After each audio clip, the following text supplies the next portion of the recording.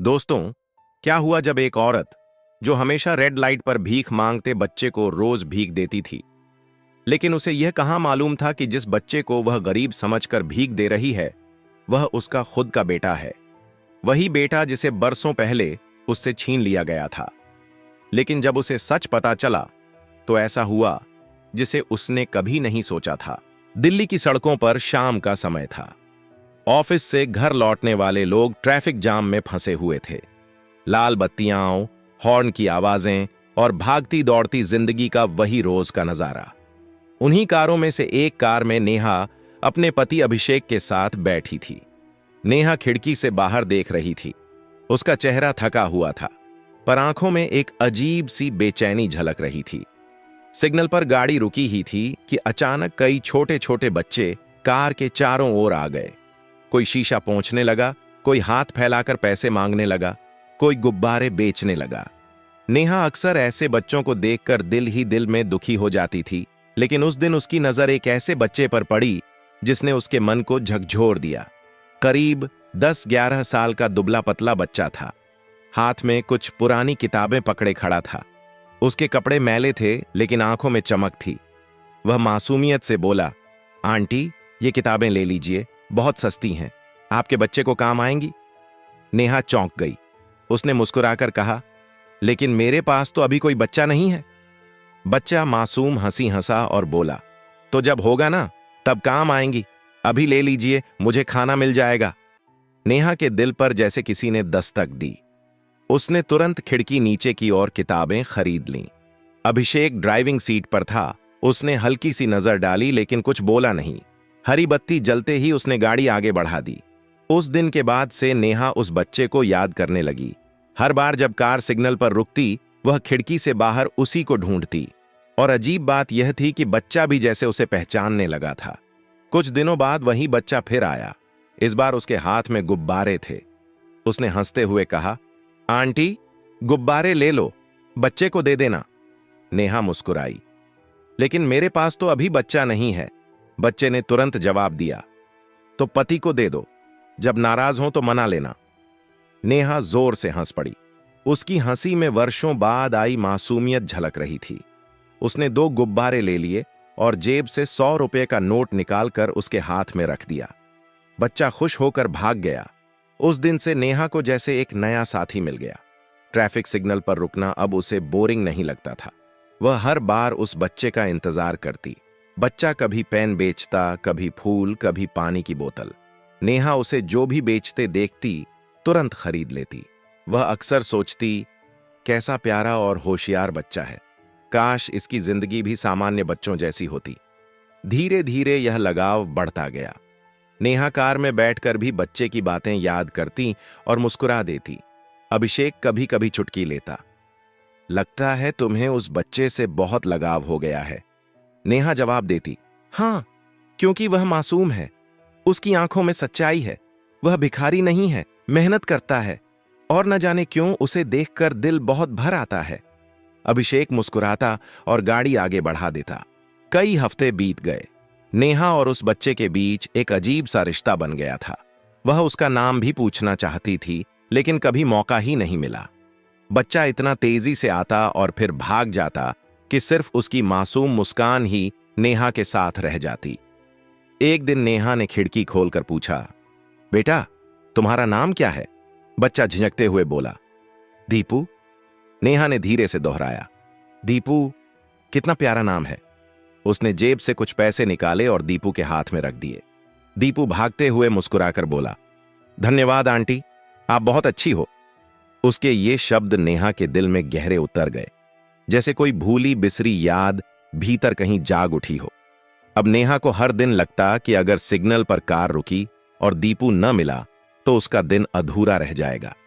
वह कभी उसके गुब्बारे खरीद लेती, कभी पेन, कभी पानी की बोतलें, कभी कभी तो सिर्फ बात करने के लिए खिड़की खोल लेती।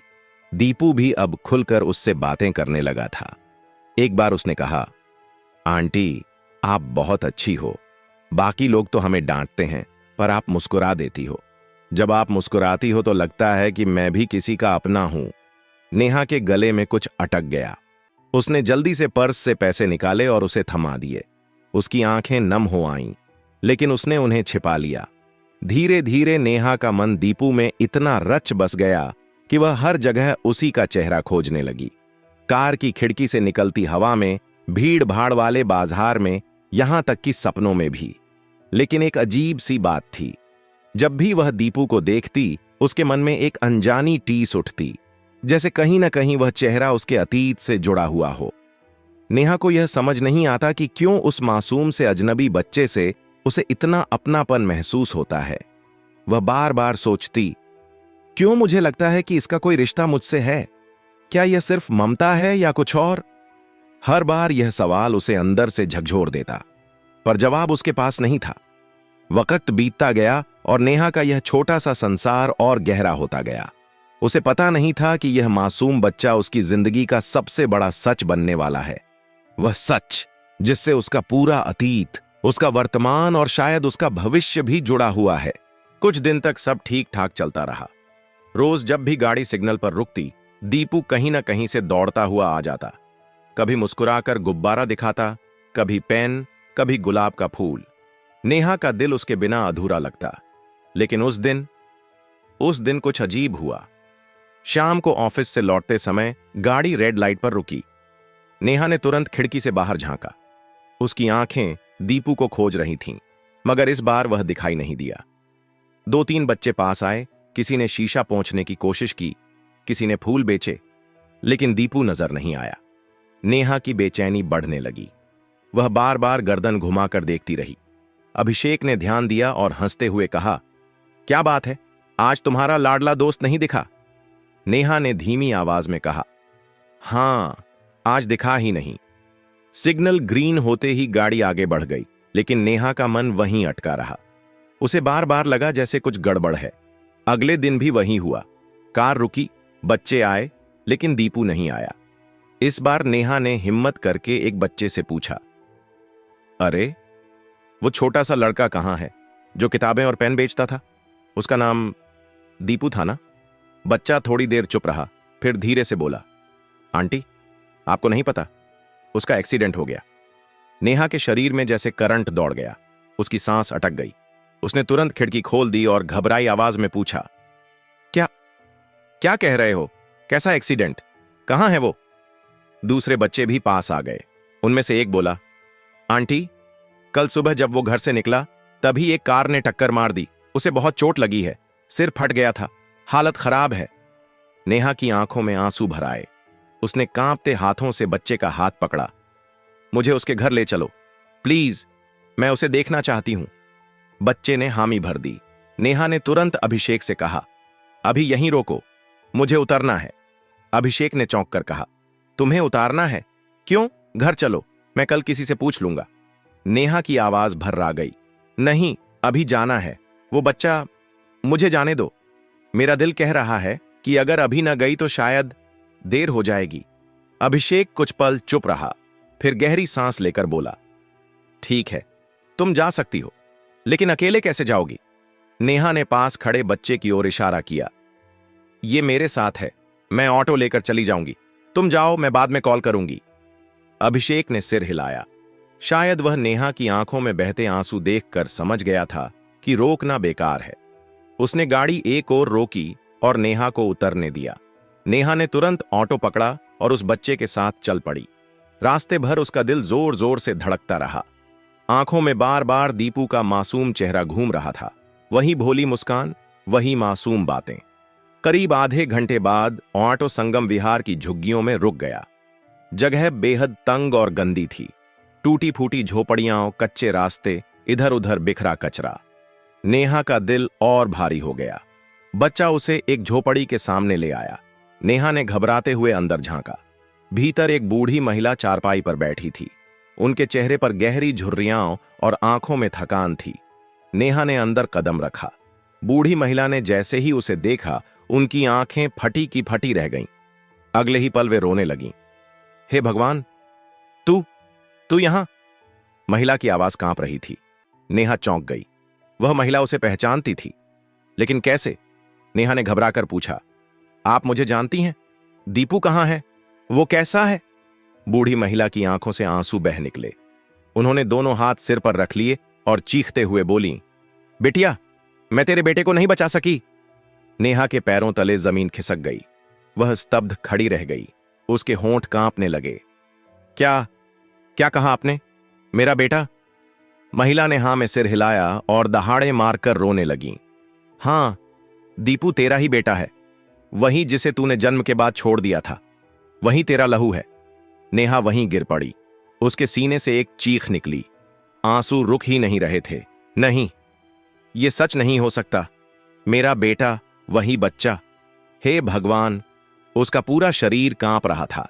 उसे समझ नहीं आ रहा था कि रोए, चीखे या होश खो बैठे। आसपास की औरतें भी इकट्ठा हो गईं। सब हैरानी से देख रही थीं।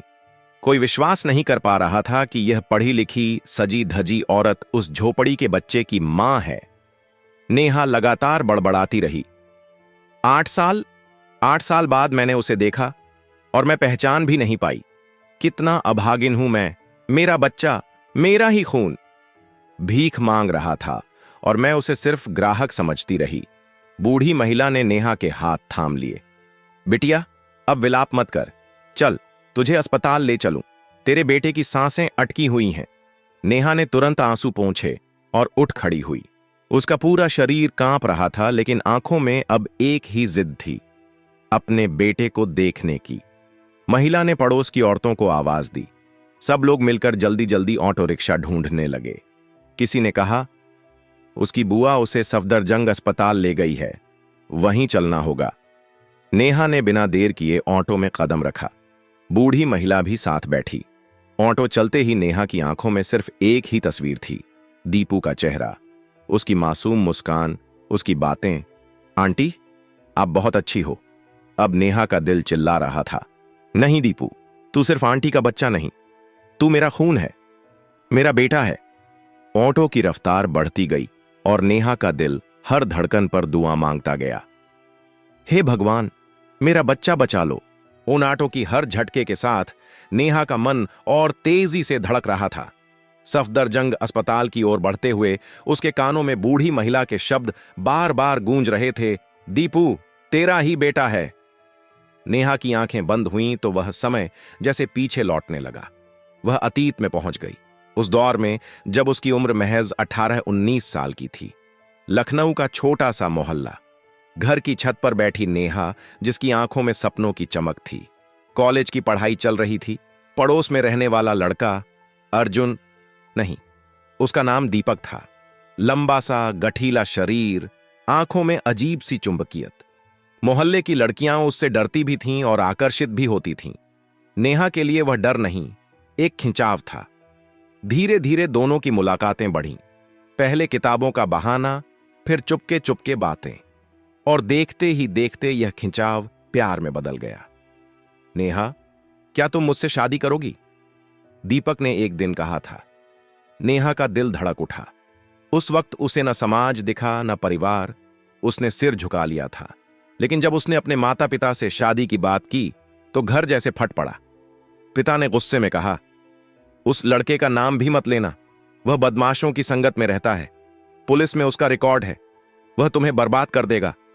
मां ने आंसू भरी आंखों से समझाया, बेटी, तू अभी छोटी है, समझ नहीं रही, वह तेरे लायक नहीं है। लेकिन नेहा ने किसी की नहीं सुनी। उसने घर वालों की इच्छाओं के खिलाफ जाकर दीपक से शादी कर ली। शादी के शुरुआती दिन किसी सपने जैसे लगे। दीपक उसके लिए सब कुछ करता, प्यार जताता। नेहा भी मानने लगी थी कि उसका फैसला सही था। 1 साल बाद उसने बेटे को जन्म दिया। दीपक के नाम पर उसका नाम रखा गया, दीपू। लेकिन वक्त ने करवट बदली। धीरे धीरे दीपक का असली चेहरा सामने आने लगा। वह घर से गायब रहने लगा। दोस्तों के साथ देर रात तक घूमना, कभी कभी पैसे लेकर आना, लेकिन बताना नहीं कि कहां से। नेहा को शंका हुई। एक रात उसने हिम्मत करके पूछा, दीपक, तुम किस धंधे में हो, सच बताओ। दीपक हंस पड़ा, तुम्हें जानने की जरूरत नहीं, बस इतना समझ लो कि पैसे की कमी नहीं होगी। नेहा डर गई। कुछ दिनों बाद मोहल्ले में खबर फैली, दीपक असल में गैंगस्टरों से जुड़ा था। पुलिस में उसका नाम था। वह सुपारी लेकर गलत काम करता था। नेहा का दिल कांप गया। उसने उसे बहुत समझाया, ये रास्ता छोड़ दो, वरना अंजाम बहुत बुरा होगा। हमारे बच्चे का भी तो सोचना चाहिए। लेकिन दीपक नहीं माना। और फिर एक दिन वही हुआ जिसका डर था। एक गैंगवार में दीपक को गोली लगी और उसकी मौत हो गई। नेहा की दुनिया उजड़ गई। वह अकेली रह गई, गोद में 1 साल का बच्चा और आंखों में टूटे हुए सपने। उसने बेटे को सीने से लगाया और रोते हुए कहा, अब तू ही मेरा सहारा है, मैं तेरे साथ ही जिंदगी काट लूंगी। लेकिन यह आसान नहीं था। दीपक की मौत के बाद उसके घर वाले टूट चुके थे। बूढ़े सास ससुर ने बच्चे को अपनी आखिरी उम्मीद माना। इसी बीच नेहा के मायके वाले भी लौट आए। वे शादी के बाद उससे नाता तोड़ चुके थे। अब जब दीपक मर चुका था, वे रोते रोते बोले, बेटी, जो हुआ उसे भूल जा। तेरी उम्र ही क्या है, 20-22 साल, पूरी जिंदगी पड़ी है। चल हमारे साथ, हम तेरी दूसरी शादी कर देंगे। नेहा ने गुस्से से कहा, मैं दूसरी शादी नहीं करूंगी। मेरा बेटा है, उसी के सहारे जी लूंगी। लेकिन उसके पिता ने सख्ती से कहा, कोई तुझसे शादी नहीं करेगा अगर तू बच्चे को साथ रखेगी। और यह बच्चा, यह तो तुझसे भी ज्यादा मुसीबत है। नेहा कांप गई। मां ने आंसू पोंछते हुए कहा, बेटी मान जा, वरना तेरी जिंदगी बर्बाद हो जाएगी। तभी दीपक की मां यानी नेहा की सास ने कहा, बेटी तू चिंता मत कर, यह हमारा खून है, हम इसे पाल लेंगे। तू शादी कर ले, तेरी उम्र अभी बहुत है। नेहा ने बेटे को कसकर पकड़ लिया। नहीं, मैं इसे छोड़ नहीं सकती। लेकिन सब मिलकर उस पर दबाव डालते रहे। दिन रात की समझाइश, आंसू, मजबूरी। आखिर नेहा का दिल टूट गया। एक दिन उसने बेटे को गले लगाया, उसकी छोटी छोटी उंगलियां चूमी और फूट फूट कर रोते हुए कहा, मुझे माफ कर देना बेटा, तेरी मां मजबूर है। उसकी चीखें मोहल्ले में गूंज उठीं। पड़ोस की औरतें भी रो पड़ीं। लेकिन नेहा के आंसुओं से कुछ नहीं बदला। वह अपने माता पिता के साथ चली गई। कुछ महीनों बाद उसकी दूसरी शादी हो गई, इस बार दिल्ली के अभिषेक से। परिवार वालों ने पूरी सच्चाई छिपा ली। उसे कुंवारी बताकर शादी करवाई गई। अभिषेक अच्छा इंसान था। वह नेहा से बहुत प्यार करता था। दिल्ली में उसका अच्छा खासा कारोबार था। धीरे धीरे नेहा ने नई जिंदगी अपनानी शुरू की। पर एक सच हमेशा उसके दिल में छुपा रहा। वह बच्चा, उसका बेटा दीपू, जिसे उसने मजबूरी में छोड़ा था। कभी कभी रात को अकेले बैठकर वह तस्वीरें देखती, आंखों से आंसू बहते। पर उसने खुद से वादा किया था, अब इस बारे में किसी को नहीं बताऊंगी। यह राज हमेशा दिल में दबा रहेगा। लेकिन राज कितनी देर दबा रह सकता है? वही बच्चा, वही खून, वही दीपक अब दीपू बनकर दिल्ली की सड़कों पर पेन और गुब्बारे बेच रहा था। और नेहा, उसकी मां, उसे रोज देख रही थी, पर पहचान नहीं पा रही थी। सफदरजंग अस्पताल का माहौल भारी था। गैलरी में लोगों की भीड़, स्ट्रेचर इधर उधर दौड़ते और दीवारों पर दवा की गंध। नेहा का दिल हर कदम पर धक धक कर रहा था। बूढ़ी महिला का हाथ थामे वह दौड़ती हुई आपातकालीन वार्ड तक पहुंची। दरवाजे के अंदर एक छोटा सा बिस्तर था। उस पर दीपू लेटा हुआ था। उसके सिर पर पट्टियां बंधी थीं, चेहरा सफेद पड़ गया था। मशीनें उसकी सांसों की गिनती कर रही थीं। नेहा ने उसे देखते ही चीख मार दी, बेटा! वह दौड़कर उसके पास पहुंची और उसके ठंडे हाथ पकड़ लिए। आंसू उसकी आंखों से बांट की तरह बह निकले। उसके होंठ कांप रहे थे। दीपू, बेटा, मां आ गई है, तुझे छोड़कर नहीं जाऊंगी अब, उठ जा। पास खड़ी उसकी बुआ भी रोने लगी। उसने नेहा को गले लगा लिया। दीदी देखो, आपकी गोद का बच्चा है, 8 साल से भटक रहा था। हम बचाने की कोशिश कर रहे हैं, लेकिन हालत गंभीर है। नेहा बेकाबू होकर रोने लगी। डॉक्टर अंदर आए। उन्होंने नेहा को बाहर जाने को कहा। हमें इलाज करने दीजिए कृपया, अभी हालत नाजुक है। नेहा लड़खड़ाते हुए बाहर आ गई। बूढ़ी दादी और बुआ भी बाहर बैठ गईं। सबके चेहरे पर गहरी चिंता थी। उसी वक्त अभिषेक भी वहां पहुंच गया। उसे कॉल मिल चुकी थी। उसने नेहा को रोते देखा तो हैरान रह गया। नेहा, क्या हुआ? तुम यहां क्यों? ये बच्चा कौन है? नेहा के आंसू थमने का नाम नहीं ले रहे थे। उसकी जुबान अटक रही थी। अभिषेक ने दोबारा पूछा, बताओ, ये बच्चा कौन है? तुम इस तरह क्यों टूट रही हो? आखिरकार नेहा फूट पड़ी। अभिषेक, ये बच्चा, ये मेरा बेटा है। अभिषेक के पैरों तले जमीन खिसक गई। क्या? तुम्हारा बेटा? ये कैसे हो सकता है? नेहा ने कांपती आवाज में सब सच बता दिया। कैसे उसने पहले दीपक से प्यार करके शादी की थी, कैसे उसका पति अपराधी निकला और मारा गया, कैसे उसके मायके वालों ने उसे दूसरी शादी के लिए मजबूर किया और बच्चे को छोड़ना पड़ा। मैंने मजबूरी में उसे छोड़ा था अभिषेक। मैंने कभी चाहा नहीं था। मैं रोज उसकी याद में रोती रही। मुझे पता भी नहीं था कि वही बच्चा, वही मेरा खून, मेरे सामने रेड लाइट पर सामान बेच रहा है। अभिषेक के चेहरे पर गुस्सा और दर्द दोनों थे। उसने कुछ देर चुप रहकर नेहा को देखा। नेहा, तुमने मुझसे यह बात छुपाई। मेरी शादी एक राज पर खड़ी है, लेकिन मैं तुम्हारी आंखों में देख रहा हूं, यह सच है कि तुम मजबूर थी। उसकी आवाज भारी हो गई। मैं गुस्से में हूं, लेकिन यह वक्त तकरार का नहीं, यह वक्त उस बच्चे को बचाने का है। अगर वह तुम्हारा बेटा है तो अब मेरा भी बेटा है। नेहा ने आंसुओं में मुस्कुराकर उसका हाथ पकड़ लिया। धन्यवाद अभिषेक, आज तुमने मेरा दिल जीत लिया। दरवाजा खुला। डॉक्टर बाहर आए। चेहरे पर गंभीरता थी। मरीज की हालत नाजुक है, हमें तुरंत ब्लड की जरूरत है, B+ ग्रुप। क्या कोई रिश्तेदार है? नेहा बिना सोचे बोले, मेरा ब्लड B+ है, ले लीजिए। डॉक्टर ने हामी भरी। कुछ देर बाद नेहा ब्लड डोनेट कर रही थी।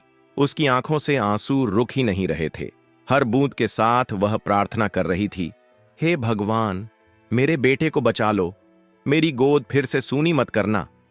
घंटों बाद ऑपरेशन खत्म हुआ। डॉक्टर बाहर आए। सबकी सांसें अटकी हुई थीं। हमने पूरी कोशिश की है, अब सब कुछ बच्चे की हिम्मत पर है। अगले 24 घंटे बहुत महत्वपूर्ण हैं। नेहा ने कमरे में जाकर बेटे का माथा चूमा। दीपू, अब सो मत जाना, मां आ गई है। तेरी मां तुझे कभी छोड़कर नहीं जाएगी। उठ जा बेटा, हम दोनों को एक दूसरे की जरूरत है। धीरे धीरे दीपू की पलकों में हलचल हुई। नेहा चीख पड़ी, डॉक्टर! उसने आंखें खोली हैं। डॉक्टर दौड़े आए। उन्होंने मुस्कुराकर कहा, यह चमत्कार है, बच्चे ने रिस्पॉन्ड करना शुरू कर दिया है। नेहा ने बेटे को कसकर गले लगा लिया। उसकी दुनिया फिर से रोशनी से भर गई। अभिषेक भी पास आया। उसने दीपू के सिर पर हाथ रखा। बेटा, अब तू अकेला नहीं है, तेरी मां और मैं दोनों तेरे साथ हैं। बूढ़ी दादी और बुआ भी रोते हुए मुस्कुरा रही थीं। सबके चेहरे पर संतोष था। नेहा ने अपने दिल से वादा किया, अब चाहे जो हो, मैं इस बच्चे को अपने से कभी अलग नहीं करूंगी। यही मेरा सबसे बड़ा सच है, यही मेरी सबसे बड़ी ताकत। और सचमुच उस दिन से नेहा की जिंदगी बदल गई। उसने खोया हुआ लहू पा लिया था।